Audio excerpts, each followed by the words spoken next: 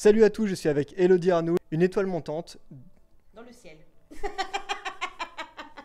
Car elle est morte. Non, c'est truc horrible. Voilà, merci. C'est sympa cette interview. C'était rapide, hein. Ouais, c'était pas mal. Une étoile montante du stand-up français.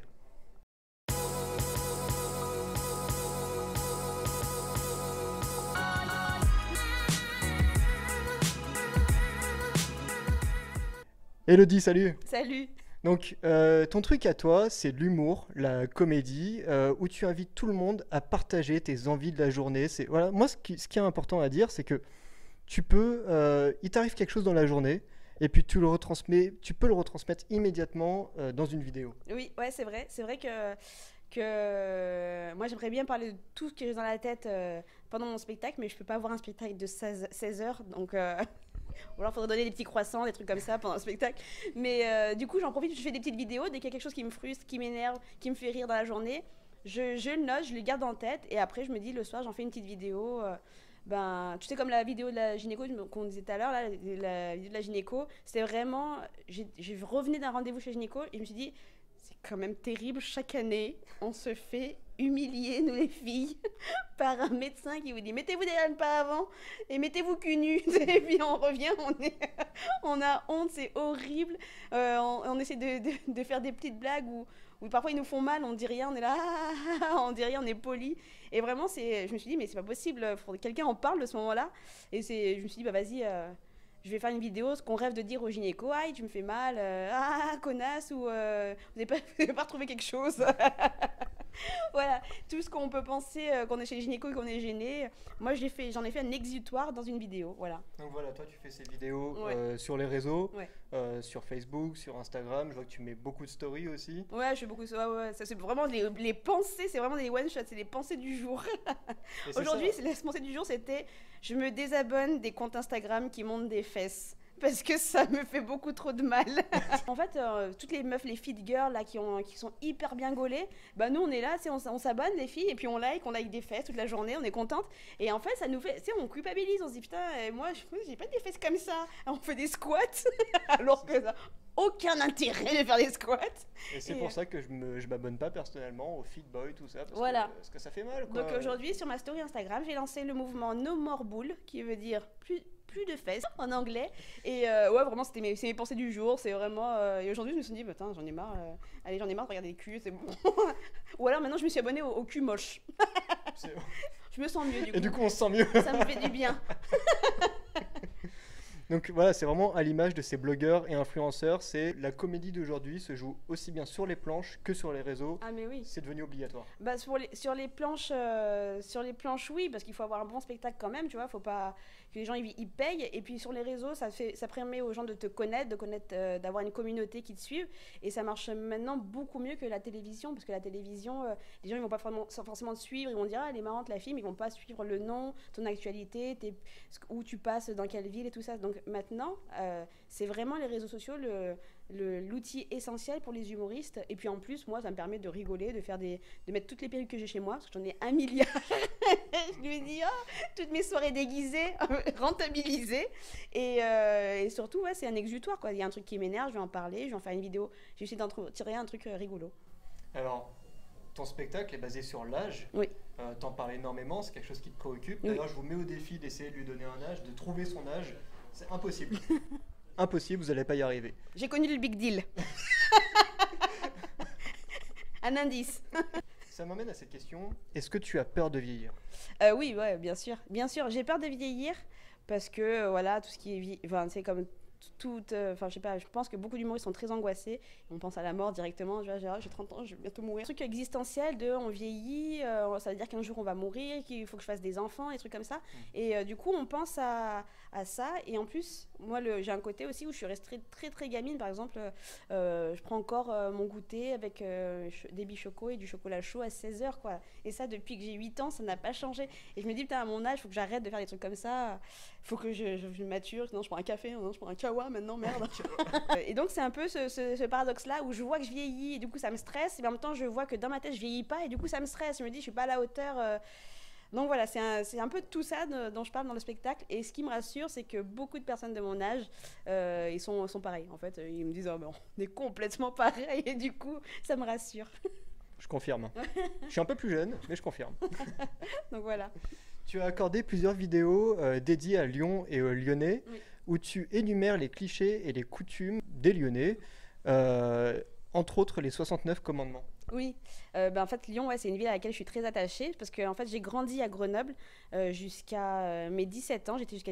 J'ai eu mon bac à 17 ans. Night after amazing.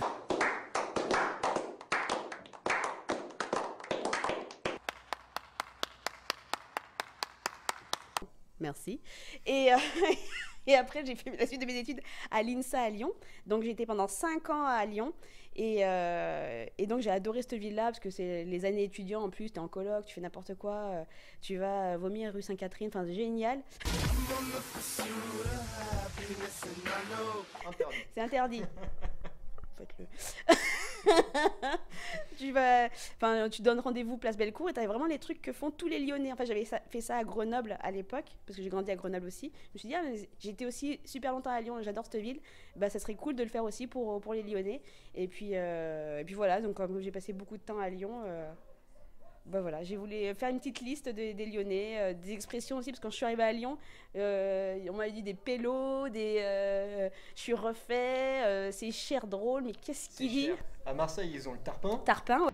Y'a tarpin, problème, peu de solution. Tarpin, envie de voir mes frangins en permission. Ouais. À Bordeaux, ils ont le gavé. Gavé, ouais. Et nous, à Lyon, on a le cher. Ouais, exactement. Et puis quand t'arrives, enfin moi je suis arrivée de Grenoble et Narvalo. Et, ouais, je me dis, mais qu'est-ce qu'ils disent? Ouais, ils passent tripané, pélo, la vago, la bigot, mais je comprends rien. Mais qu'est-ce qu'ils disent? Et le fameux point de rendez-vous, toujours à la place Bellecour. Devant un le lieu McDo. en particulier. Devant le McDo à la place Bellecour. Mais ce qui est drôle, c'est que tu vois à la place Bellecour, tu vois tous les gens qui sont donnés rendez-vous parce que t'as plein de mecs comme ça, tu sais, qui cherchent des gens comme ça Avec le portable. Oui, ouais, devant le McDo, avec envoyer des thés où j'arrive et tout ça. Donc c'est trop bon parce que tu vois que c'est le point de rendez-vous de tous les Lyonnais. Rendez-vous devant le McDo, place Bellecour. Donc ouais, c'est ça. Ce qu'on aime chez toi, c'est que tu as un humour très ouvert. Il n'y a pas de tabou. On en parlait tout à l'heure avec cette histoire du gynéco. Notamment, regardez cette vidéo parce que le moment de la bague est juste extraordinaire. Est-ce que c'est important aujourd'hui qu'il n'y ait pas de tabou, justement? Oui, enfin, en fait, le truc, c'est que souvent, on dit les filles... Souvent, les filles, en fait, on nous bride un peu. On dit, les filles, faut pas vous parler comme ça. Faut pas... Enfin, non, mais c'est juste que... Moi, en plus, quand j'étais à l'INSA, j'étais en génie mécanique, donc j'étais qu'avec des garçons qui disaient donc j'ai dû m'adapter. Et vraiment, ça, c'est mon humour, quoi. C'est juste... c'est des choses de la vie dont il faut parler. Faut pas... Moi, j'aime pas les filles qui n'osent pas. Parce on vit des trucs comme ça, par exemple, le gynéco, voilà, on le vit, on a honte et on n'ose pas en parler. Non, il faut en parler, c'est rigolo. On peut même en rire et ça va détendre tout le monde, ça va soulager tout le monde. Donc voilà, moi je pense qu'il ne faut pas se brider. Après, moi je ne veux pas dire des gros mots ou des insultes ou être vulgaire juste pour choquer, mais j'aime pas ça du tout. Moi c'est juste un peu potache et j'en parle. Un peu de potache. Allez voir son spectacle. Donc non, c'est juste un petit peu potache et je m'interdis aucun sujet. J'essaie toujours, je sais qu'il y a des fois il y a des enfants dans la salle, donc c'est toujours métaphoriquement, je dis jamais des trucs de façon frontale juste pour que les gens soient comme ça. Non, mais je m'interdis je m'interdis aucun sujet. Voilà, je m'interdis aucun sujet parce que dès qu'il y a un tabou, il y a une gêne et quand il y a de la gêne, il n'y a pas de plaisir. Voilà. Et donc voilà. Non, et moi, ouais, j'ai pas envie qu'il y ait de la gêne et si ça peut soulager des gens qui se disent oui, c'est vrai que chez le gynéco, c'est vrai que c'est comme ça et qu'on peut en rigoler, voilà, c'est tant mieux. Et du coup, le garçon à côté, il peut être ah bon, ça reste. Et tu sais que franchement. On apprend des choses. Mais oui, parce que voilà, il nous arrive que le gynéco, c'est vraiment pour moi, c'est vraiment c'est très désagréable. À chaque fois que j'y vais, je pense à la journée avant, je me dis oh non, ça va arriver, ça vient, non.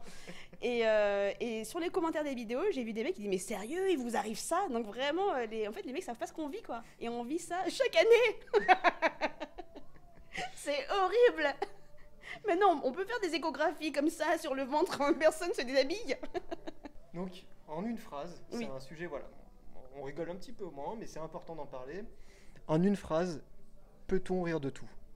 Alors, C'est vrai qu'en ce moment c'est très tendu en ce moment et tout le monde est un peu pointilleux sur les trucs. Mais pour moi, personnellement, je pense qu'on peut rire de tout du moment que c'est drôle. En fait, quand c'est drôle, bah, les gens vont rire et ils vont pas se dire ah attends c'est un peu froissé le. Donc tant que c'est drôle, on peut rire de tout. Après il y a des trucs où c'est pas drôle, c'est juste humiliant ou c'est juste voilà c'est.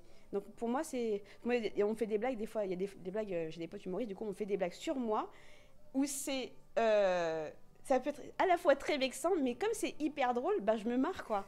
Je me marre et je me dis putain les enfoirés. Un petit peu de premier degré, mais voilà. Toujours avec du respect. Exactement. Comment tu te situes aujourd'hui en tant qu'humoriste féminine dans un milieu plutôt masculin? C'est pas facile d'être humoriste et d'être une fille, surtout dans les petites scènes où les mecs nous font un peu ressentir qu'on les filles vous êtes pas drôles, vous êtes moins drôles. Les filles c'est vraiment la cata. Il y a des plateaux exclusivement féminins sur Paris où après il y a des plateaux mixtes et où souvent on entend les garçons dire les filles quand est-ce que vous quittez votre plateau de filles et que vous venez en Ligue des Champions. C'est la Champions League, 7-5 c'est la Champions League, 9-1 c'est la Champions League. Avec les vrais mecs drôles.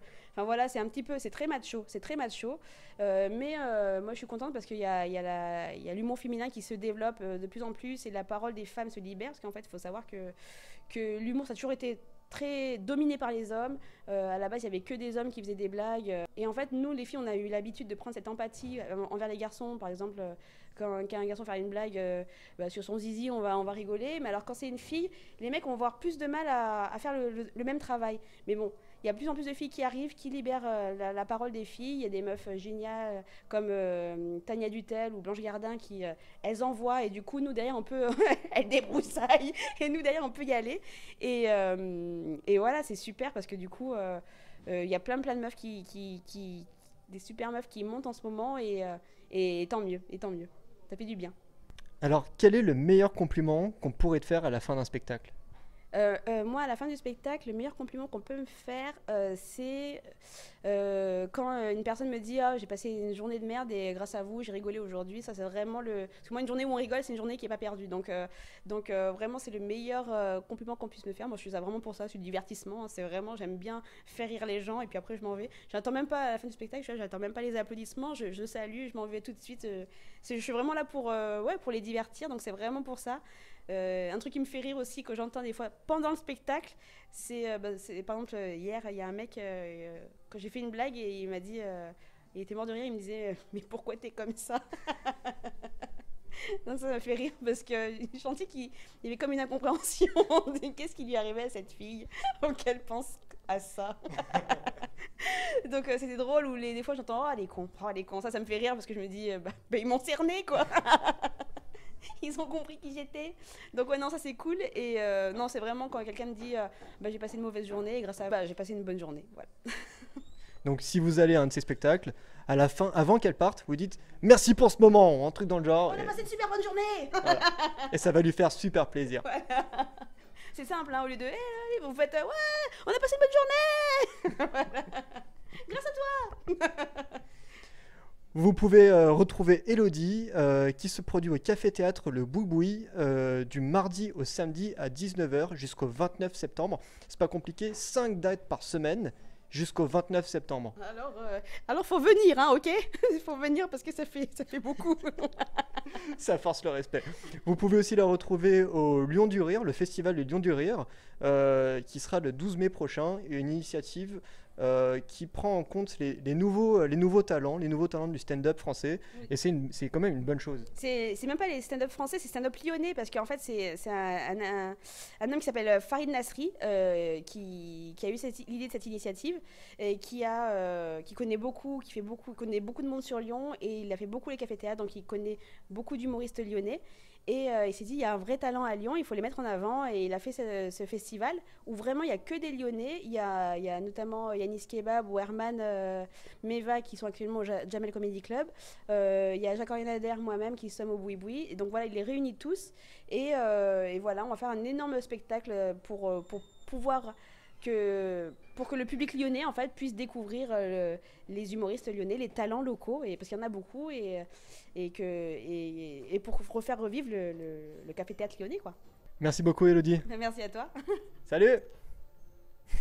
Je suis du ringard de ouf. À vous les studios.